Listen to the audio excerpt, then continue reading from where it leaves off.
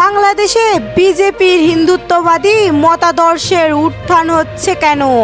5ই August স্বৈরাচারী শেখ হাসিনা সরকারের পতনের পর এবং দিল্লিতে গিয়ে তার আশ্রয় নেওয়ার পর থেকেই বাংলাদেশ ও ভারতের মধ্যে সম্পর্কের টানাপোড়েনে তৈরি হয়েছে। ছাত্র জনতার অভূতপূর্ব অভ্যুত্থানের মধ্য দিয়ে বাংলাদেশে শুরু রাজনৈতিক পট পরিবর্তন হয়নি।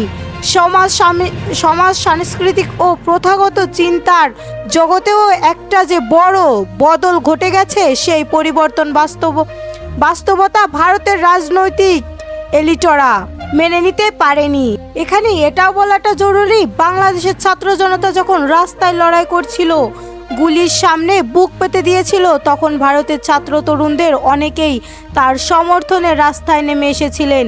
মোদি সরকারের বাংলাদেশের নীতির সমালোচনা করে তারা স্লোগান তুলেছিলেন, মোদির পোষা হাসিনা তোমায় ভালোবাসি না।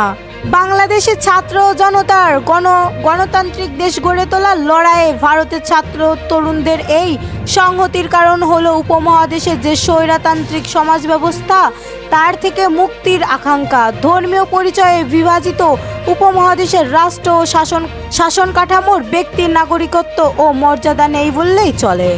47-এর দেশভাগ থেকে এই অঞ্চলের সংখ্যালঘুরা অনেকটা জিম্মির রাজনীতির শিকার।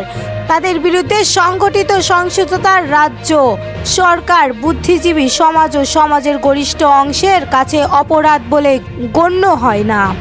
এর বিপরীত চরিত্র যে না তাই নয়, কিন্তু তারা সংখ্যালঘু তার সেই স্বরটাও ক্ষীণ। এই নীরবতা উপমহাদেশের সংখ্যালঘুদের উপর জন্মসূত্রেও ভীত আর বিপরীত নিরাপত্তাহীনতার একটা বোধ তৈরি করে। এ অঞ্চলে বেশিরভাগ শাসক জনগণকে বিভক্ত করে শাসন করার পরীক্ষিত পথ হিসেবে তাদের ঝুলি থেকে সংখ্যালঘু কার্ড বের করে দেয়।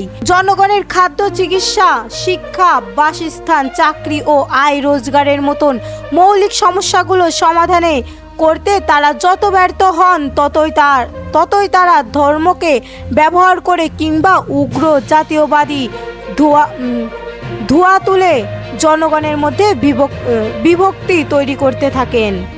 শোষণের রাজনীতি বাংলাদেশে আর চলবে না বললেন সার্জিস। খুলনা শিল্পকলা একাডেমির প্রাঙ্গণে অনুষ্ঠিত একটি সার্জিস আলম বলেন, নির্বাচন উপযুক্ত করে গড়ে তোলার জন্য সময় প্রয়োজন। ইতিমধ্যে আমাদের একটি রোডম্যাপ তৈরি করা হয়েছে, এখন শুধু প্রসেসগুলো সম্পূর্ণ করতে হবে। এই প্রসেসগুলো ঠিক করার জন্য সহযোগী এলিমেন্টগুলোও প্রস্তুত করতে হবে, যেগুলো প্রস্তুত করার সময় না দিয়ে যদি শুধু নির্বাচন নিয়ে আলোচনা করা হয় তাহলে আমরা দুঃখিত। আমরা মনে করি আপনি শুধু ক্ষমতার জায়গা থেকে বিষয়গুলো দেখছেন। সার্জিস আলম আরও বলেন, আমরা পর্যায়ক্রমে সকল শহীদ পরিবারকে সহায়তা দিতে থাকবো। আমাদের সহায়তার অব্যাহত থাকবে না যতদিন না তাদের জীবনযাত্রা স্বাভাবিক হয়ে আসছে।